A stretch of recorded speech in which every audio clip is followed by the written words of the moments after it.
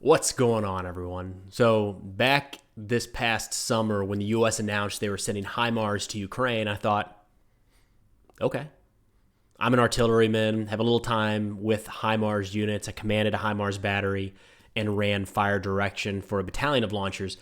It's a fine system, has some impressive capabilities, but never, ever did I view it as a game changer on the modern battlefield. But even today, after months of HIMARS strikes all across Ukraine, it's still a bit of a head scratcher as to how that specific system has been impactful as it has. Before diving in, a few quick words about today's sponsor, Aura.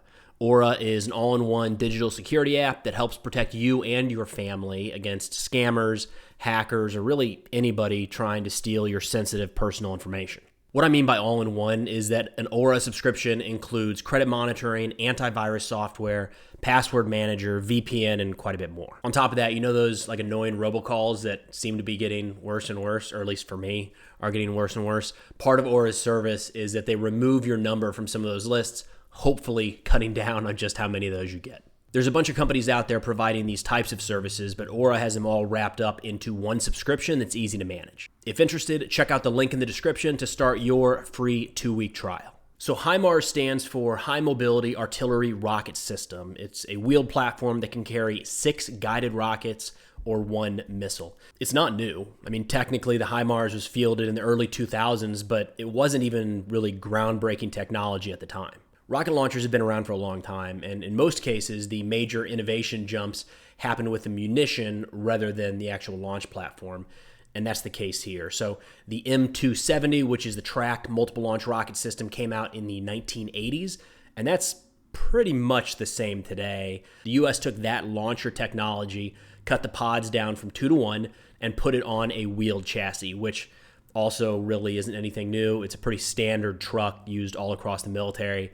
And just like that, you've got a HIMARS. The big benefit here is that wheeled vehicles are typically much lighter and more mobile than tracked versions. So the HIMARS can get into a lot of places that the M270 can't.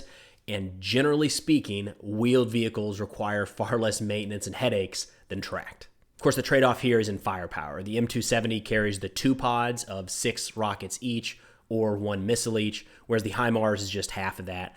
But rolling this weapon system out in the middle of the global war on terror, you can see how it fit the mission set.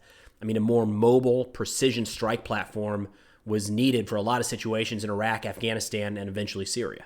Now, I mentioned that the rocket is where most of the innovation has taken place over the last 20 or 30 years. And at a high level, that's true, but I'm kind of bypassing the entire fire direction piece. That's the hardware and software component in the vehicles and spread throughout the force that gets updated pretty frequently. So onto the rockets, the Mike 3-1 or M3-1 guided rocket first entered service back again in the mid-2000s. There was lots of testing and rolling it out to various units, and it's been improved upon over time, but it's safe to say that the current HIMARS set between the rockets and the launcher has been in the force for at least 15 years. On top of that, it's not like we kept the HIMARS locked away in some secret bunker so nobody would ever know about them. We used the HIMARS in Iraq, Afghanistan, and Syria, and there's plenty of videos of them launching and impacting.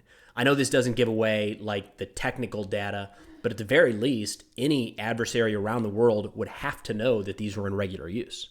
So moving on to the current fight in Ukraine, I don't think Russia has destroyed one of the 38 HIMARS that have been sent to Ukraine. Not one. There have been Russian announcements over the last few months that they've destroyed multiple HIMARS launchers. And look, I'm not there. It's definitely possible. There just hasn't been very convincing photo or video evidence to back up any of these claims, which is weird that none of them have been destroyed because there's nothing really magical about the HIMARS. I mean, the rocket is fancy. It goes a long way and it's pretty accurate. But at the end of the day, the launcher is just a truck that leaves a giant smoke trail behind it every time it fires and has pretty minimal armor. The value of a platform like the HIMARS is that it can exit the firing point pretty quickly after launch and move to a location where it's hidden from aerial assets. But that's not unique to the HIMARS. The same methods are available for things like the Grad and the Smerch. Shoot and scoot. It's nothing new. Not to Ukraine, not to Russia. That mobility makes the HIMARS harder to destroy than a launcher that remains static after firing. But again, it's just a truck. It's not like they're firing and then turning on some turbo boosters. I mean, they're going 40, 50 miles an hour, maybe in the right condition. It's not like they're snapping their fingers and transporting this equipment to another province. All right, I feel like I'm starting to bash the HIMARS here. I'm not. It's a great system, and I really enjoyed my time in HIMARS units. What I'm trying to hammer home is that it's not any more invincible than any other wheeled rocket or artillery system. I mean, according to Oryx, Russia has destroyed 68 pieces of self-propelled artillery and 23 rocket launchers. All of those are mobile artillery systems that often fire and then relocate. So mobile artillery can be destroyed, and Russia has done that already in this war. They just haven't taken out any of these HIMARS, at least from what we can tell. So I'll get into the reason why here in a second. So it's not crazy that some of these HIMARS are still operational, but all of them? I mean, it looks like the long-range precision strikes carried out by HIMARS are causing a fair amount of damage deep behind the Russian lines. But to be fair, that sort of battle damage assessment is always tricky to nail down. So even if we take that entire battlefield impact piece out of it, how much of a morale boost has the HIMARS been to Ukraine in this war? Losing one or two is not going to drastically shift the outcome of the war, but I can't come up with a good argument as to why Russia wouldn't want to target these. Now, whether Russia is or is not specifically targeting these HIMARS, it doesn't appear they've had any success quite yet, and there could be all sorts of reasons for that, but there's one that stands out to me. Before getting into that, I do want to bring up another issue. There's been a lot of reporting since the beginning of the war that Russia's sensor-to-shooter timeline is pretty slow. What that means is how long it takes the sensor, be it a drone or forward observer, to identify a target and pass that information back to the shooter, somebody who can actually carry out that strike. It's the kind of thing you want as short as possible, right? In a perfect world, you spot the target, you push the button, it goes boom. That timeline always matters, right? Like on the extreme end, if you call up a target and it doesn't get struck for 3 months, who knows what is there anymore? Realistically, on the battlefield, you're talking about a matter of minutes or hours. Now, for a static position like a bunker or a building being used as a headquarters, usually not that big of a deal if it takes 30 or 45 minutes to actually carry out the strike. But if you're looking at troops moving through the open, tracked or wheeled vehicles, or in this case, a HIMARS at a firing point, even 3 or 4 minutes could be all the difference between hitting the target and missing it completely. But that's one of the challenges for forward observers or anyone using drones to identify targets. There is a gap between the time the target information is sent back and the time the strike is carried out. And there are cases where that period of time drags on so long that the target isn't even worth firing anymore. It's no longer at that location. So that likely is playing a role. I haven't seen anything that sensor-to-shooter timeline has gotten substantially better from the start of the war. But to me, the reason that these HIMARS systems haven't been taken out by Russia comes down to Ukrainian air defense.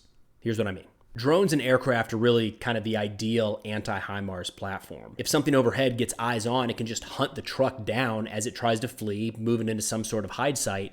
There's no need for lining up some sort of long-range counter-battery fire that, could take hours. Now, the range of the HIMARS is often discussed with how far into Russian territory it can strike, but a potentially bigger part of that is how far behind the front lines the HIMARS can carry out these attacks while still achieving effects on target. I mean, for quite a few months now, airspace over Ukraine has been so contested that most Russian aircraft and drones are hardly pushing past the front lines, if at all. And that gives the HIMARS crews flexibility on when and how to operate, knowing that there are likely not going to be Russian aircraft overhead.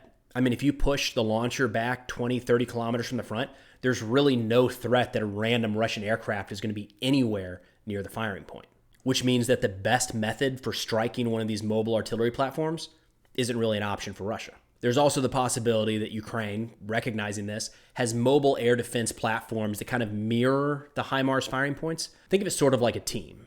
Air defenders set up a temporary but layered bubble inside of which the HIMARS crews identify a firing point. The launchers could drive into that area of increased aerial protection, carry out the fire mission, and exfil, all while the air defenders stay in place. Then after the HIMARS are long gone back in their hide site, the air defense assets relocate.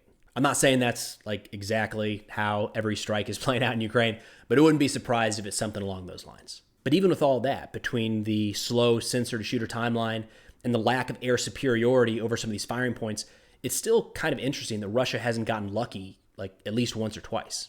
Again, the HIMARS isn't any sort of magical, invincible weapon, but for now at least, seems to be doing the trick in Ukraine. But that's all I got for now. I'll see y'all next time.